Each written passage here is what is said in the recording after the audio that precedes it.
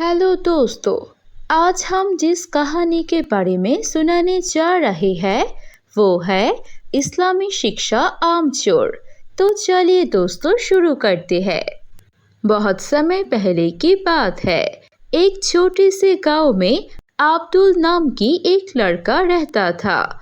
वो एक दिन अपने दोस्तों के साथ खेलने के लिए गांव के पास वाले मैदान में जा रहा था।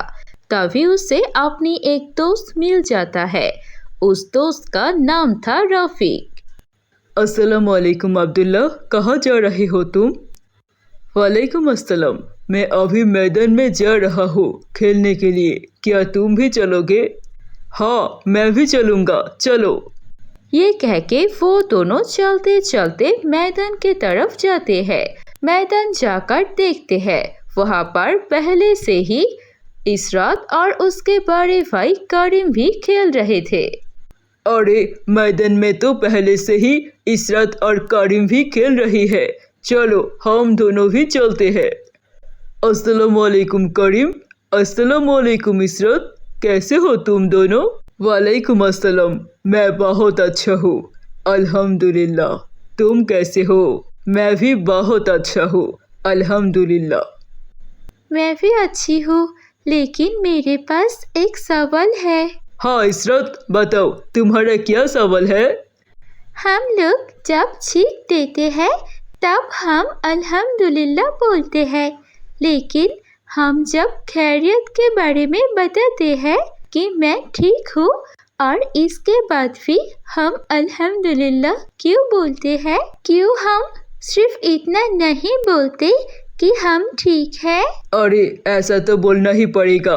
अल्हम्दुलिल्लाह का मतलब अल्लाह का तारीफ करना होता है और हम ठीक है इसलिए हम अल्लाह के तारीफ करते हैं।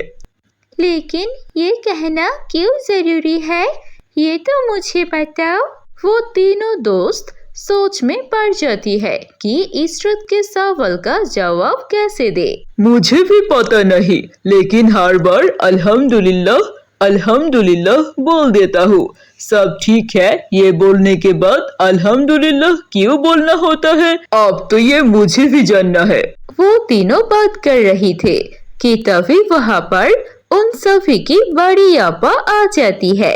उन्हें देखकर, अस्सलाम वालेकुम बच्चों, क्या कर रहे हो तुम लोग और कैसे हो बच्चों? वालेकुम अस्सलाम आपा, हम लोग ठीक है अल्हम्दुलिल्लाह। आप कैसे हो? अल्हम्दुलिल्लाह, मैं भी ठीक हूँ। फिर से अल्हम्दुलिल्लाह। अरे क्या हुआ हमारी इशरत को? ये ऐसे क्यों बात कर रही है?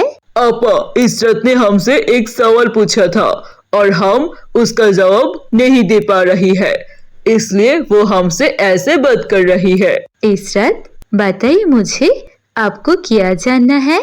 हम आपकी कैसे मदद कर सकते हैं? शायद हमें पता हो तो हम आपको बता देते हैं। इशरत का सवाल है कि हम लोग जब भी बताते हैं कि हम ठीक है, उसके बाद हम अल्हम्दुलिल्लाह क्यों बोलते हैं? अल्हम्दुलिल्लाह तो सिर्फ चीख देने के बाद बोलना होता है ना। अब अच्छे है, हमें बता सकते हैं क्या? ठीक है, हमारे साथ चलो, हम आपको बताते हैं कि हम लोग क्यों ठीक है या फिर खैरियत बताने के बाद अल्हम्दुलिल्लाह बोलते हैं। पहले इस सवाल का जवाब दो तुम सब। इस दुनिया को किसने बनाया है? सभी एक साथ बोलते हैं, अल्लाह ने बनाया है, अल्लाह ने बनाया है, अल्लाह ने बनाया है। और हमें और दुनिया के हर एक जीव जंतु का कौन ख्याल रखता है? अल्लाह सुब्हान अल्लाह ताला। बिल्कुल सही कहा। देखो, इस वक्त अभी हम यहाँ पर बैठे हैं, लेकिन दुनिया के ऐसे बहुत कोने में कोई ना कोई लोग है जो बहुत ही ज्यादा परेशानी में है या फिर किसी मुश्किल हालत से गुजर रही है, लेकिन अल्लाह ने हमें बहुत ही खुश रखा है और अच्छा रखा है। इसलिए जब हम बोलते हैं कि हम खुश हैं, हम अच्छे हैं, तो हम अल्लाह की तारीफ करते हैं, क्योंकि सारी तारीफ की हक तो सिर्फ उनका ही है। अच्छा, तो ये बात है। इतनी सी बात आप लोग मुझे समझा नहीं सके। ठीक है, मैं समझ गई हूँ।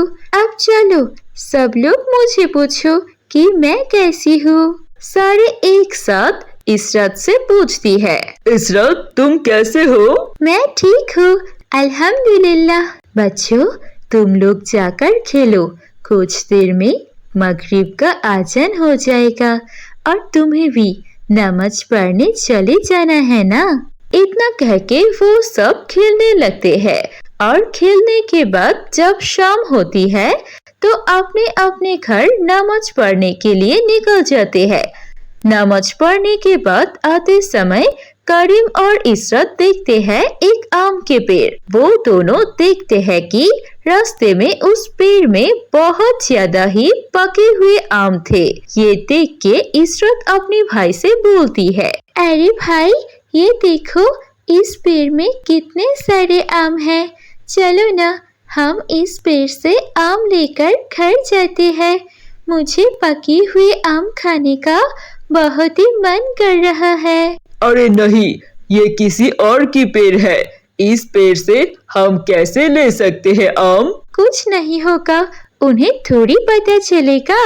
ये कहकर वो दोनों उस पेड़ से कुछ आम चुरा के ले जाते हैं और घर में जाकर खाने लगते हैं। वो दोनों वो चोरी किया हुआ आम खा रही थी कि तभी वहाँ पर उन दोनों के अम्मी आ जाते हैं। अस्सलाम वालेकुम अम्मी, हम दोनों आम खा रहे हैं, क्या आप थोड़ा सा आम खाएंगे? वालेकुम अस्सलाम। लेकिन बेटा, तुम्हें आम कहाँ से मिली? हमारे पास तो कोई आम का पेड़ नहीं है, न ही मैंने बाजार से कोई आम खरीदी है। मैंने और करीम भाई ने रास्ते से आ रहे थे, तभी एक पेड़ में ये सारी आम देखी, इसलिए मैं ये सारी आम लेकर आ गई। तुमने इस आम के पेड़ के मालिक से आम लेने से पहले पूछा था क्या? इजाजत ली थी? नहीं अम्मी, मैं तो नहीं पूछा था। अरे, ये तो फिर चोरी हुई। अम्मी, क्या थोड़ी सी आम लेना भी चोरी होती है? ये भी चोरी होती है। अगर तुम बहुत ज्यादा भूखे हो और तुम बागान के पास से जा रहे हो तो तुम कुछ फल खा सकते हो, वो चोरी नहीं होगी। लेकिन अगर तुम वो फल अपने साथ लेकर आ जाते हो तो वो चोरी है, और अगर वो फल कुछ ज्यादा ही है तो हाथ भी कट सकते हैं। तुम दोनों ने बहुत ही ज्यादा गलत काम किया है। अम्मी, अब तो हम दोनों ने पेड़ से आम तोड़ चुके हैं और 2 आम खा भी चुकी है, तो हम लोग क्या करेंगे? ठीक है, तुम दोनों अभी ये सारे आम लेकर उस पेड़ के मालिक के पास जाओगे और इसके दुगनी समान पैसे भी लेकर जाओगे जरिमाना की तौर पर। फिर उसके अम्मी की बात के अनुसार इशरत और उसका भाई करीम दोनों ही उस पेड़ के मालकिन के पास जाता है।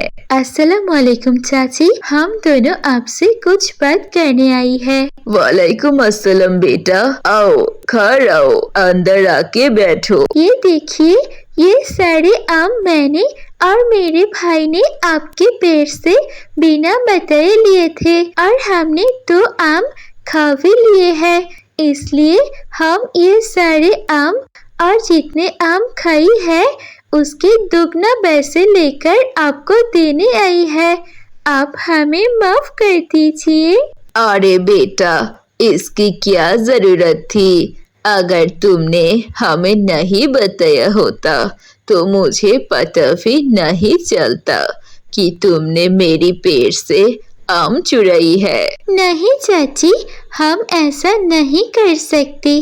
किसी को बिना बताए खाना वो चोरी होता है और बंदे के हक मर के खाना बहुत ही ज्यादा बड़ा गुनाह होता है और इसके लिए खुदा भी हमें माफ नहीं करता। इसीलिए हम यहाँ पर आई है आपसे माफी मांगने के लिए। तुम दोनों बहुत ही अच्छे दिल के हो। तुम दोनों कितने अच्छे सोचते हो। मैं भी आज से तुम दोनों की तरह ही सोचना शुरू कर दूंगी। ये पैसे नहीं चाहिए, मैंने तुम दोनों को माफ कर दिया। मैं दुआ करूंगी कि तुम दोनों आगे बहुत ही सफल हो जीवन में और नेक हयात से पूरी जिंदगी बिता सको।